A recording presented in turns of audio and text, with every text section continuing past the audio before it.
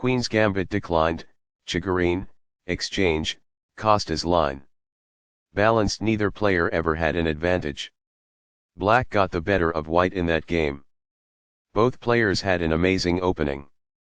Opening with the queen's pawn controls the center and usually leads to a more positional development of the pieces.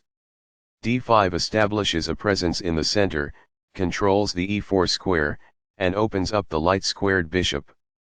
The queen's gambit offers up a wing pawn to attack the center and distract black from the e4 square. The Chigorin defense starts with nc6, which develops the knight toward the center and attacks the d5 pawn. Cx d5 captures the pawn on d5 and attacks the knight on c6.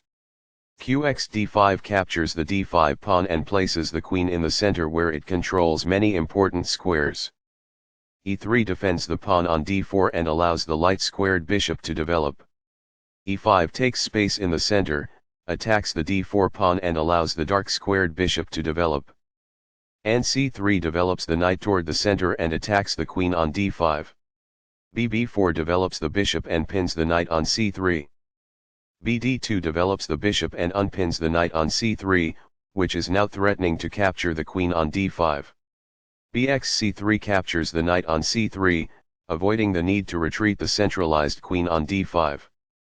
bxc3 recaptures the bishop and adds a defender to the pawn on d4. x4 releases central tension, captures a pawn and attacks the bishop on c3. ne2 develops the knight toward the center and attacks the d4 pawn. This develops a knight off its starting square, getting it into the action. This captures a vulnerable pawn. Castling gets the king to a safer square, out of the center of the board, while also developing a rook. Castling kingside tends to be safer because the king is further from the center. It is the last book move. White had an advantage, but now the game is close to equal. It is a mistake. Balanced, neither player ever had an advantage. Black got the better of white in that game. Both players had an amazing opening.